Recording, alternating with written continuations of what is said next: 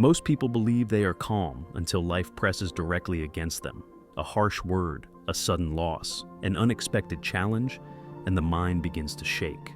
Musashi observed this weakness centuries ago and warned that a person who is easily disturbed is already defeated. The true battle, he said, is not against others, but against the movements of your own mind. To remain unshaken is not talent, luck, or temperament. It is a trained condition. Miyamoto Musashi was born into violence and lived within it. Yet he moved through chaos with unusual stillness. He fought more than 60 duels and never lost. Not because he was reckless, but because he refused to let his inner state be controlled by events. His rule was simple in words and difficult in practice. Do not allow external things to disturb your internal rhythm. This was not emotional suppression, but mastery. It was the discipline of remaining grounded when everything around you demands reaction. Chapter 1. The quiet instability. In modern times, the battlefield has changed, but the mind remains the same.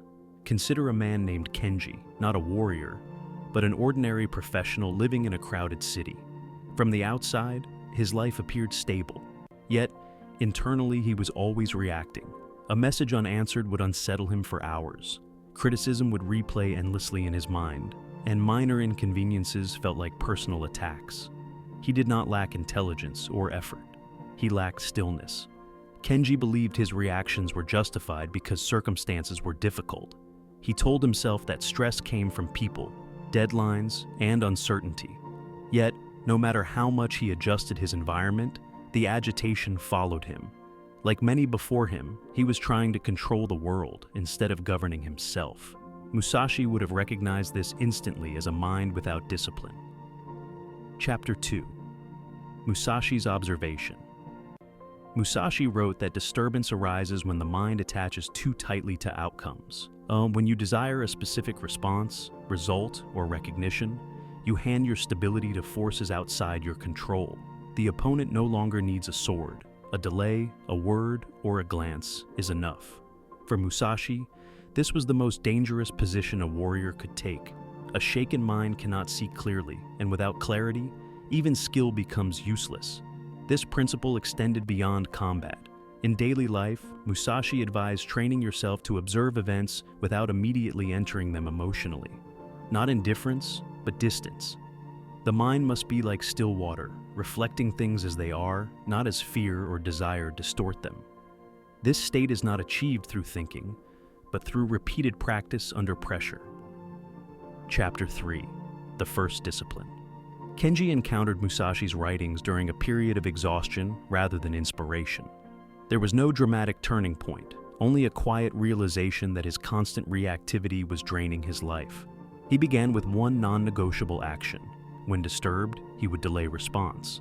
Not forever, not with suppression, but with space. He would wait, breathe, and observe the impulse without obeying it. At first, this delay felt unnatural and uncomfortable. His mind argued that immediate reaction was honesty, that restraint was weakness. But over time, something shifted. The urge still appeared, but it no longer controlled his hands or his words. In Musashi's terms, Kenji was beginning to separate stimulus from action, and that separation became his first taste of freedom. Chapter 4. The inner opponent Musashi taught that the greatest enemy reveals itself when you are tired, insulted, or afraid. It is easy to appear calm when nothing is at stake. True discipline is tested precisely when the mind wants to collapse into habit. Kenji noticed that his most intense reactions came not from major events, but from small disruptions layered on fatigue. The mind, once depleted, sought relief through expression and conflict. Instead of fighting this, he studied it. He observed when his reactions were strongest and structured his days to protect clarity. He reduced unnecessary conversations, limited exposure to noise and constant updates, and created periods of deliberate silence. These were not acts of escape, but of preparation.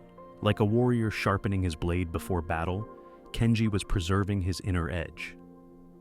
Chapter 5. Remaining unmoved. Musashi emphasized that remaining unshaken does not mean feeling nothing. Fear, anger, and doubt will arise naturally. The difference lies in whether they pass through you or take command. Kenji practiced allowing sensations to exist without commentary. He stopped asking why he felt unsettled and instead focused on how he would act regardless of it. Over time, others noticed the change before he did. Conversations no longer pulled him into emotional turbulence. Criticism no longer demanded immediate defense. When problems arose, his responses were slower but more precise. This was not passivity. It was control. Musashi would have called this a mind that does not retreat or rush forward, but stands firm. Chapter 6. The elimination of excess. One of Musashi's lesser discussed teachings was the removal of what is unnecessary. Complexity weakens the mind, and clutter invites disturbance. Kenji applied this ruthlessly to his routines and expectations. He stopped needing approval, stopped rehearsing imagined conflicts, and stopped engaging in arguments that led nowhere. Each removal strengthened his stability. This process was quiet and often unnoticed. There was no dramatic victory, only fewer internal battles. The mind, once occupied with constant evaluation, became spacious. In that space, decisions emerged naturally, without force. Musashi believed that when the mind is unobstructed, correct action requires no strain. Chapter 7. Identity without reaction. The deepest shift came when Kenji stopped identifying himself with his reactions. He no longer thought, "This is who I am," when challenged.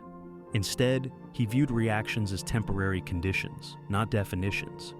This subtle change dissolved much of their power. Musashi taught that attachment to identity is another form of weakness because it ties your behavior to preservation rather than truth.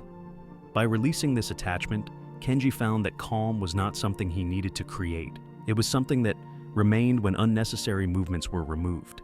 He could engage fully with life without being dragged by it. The world did not become gentler, but it lost its ability to destabilize him. Chapter 8. The Unshaken Mind. Musashi's rule for remaining unshaken was never about dominance over others. It was about sovereignty over oneself. A person who governs their inner state cannot be easily manipulated, provoked, or exhausted. They move deliberately, speak with intention, and act without confusion. This is the quiet power Musashi embodied. In modern life, this principle is more relevant than ever. Distraction is constant, pressure is invisible, and reactivity is encouraged. To remain unshaken is to step out of this current without resisting it. It is to stand where you are, fully present, without surrendering your balance. The path Musashi described is not quick, and it is not dramatic. It is built through small, consistent acts of restraint, observation, and elimination. Over time, these acts reshape the mind. What once disturbed you becomes information rather than command. What once overwhelmed you becomes manageable. If you continue walking this path, you may notice that silence becomes more valuable than explanation, and steadiness more powerful than intensity. This is the way of the unshaken mind. If you wish to continue studying these principles and their application to life, you are welcome to remain here and learn further.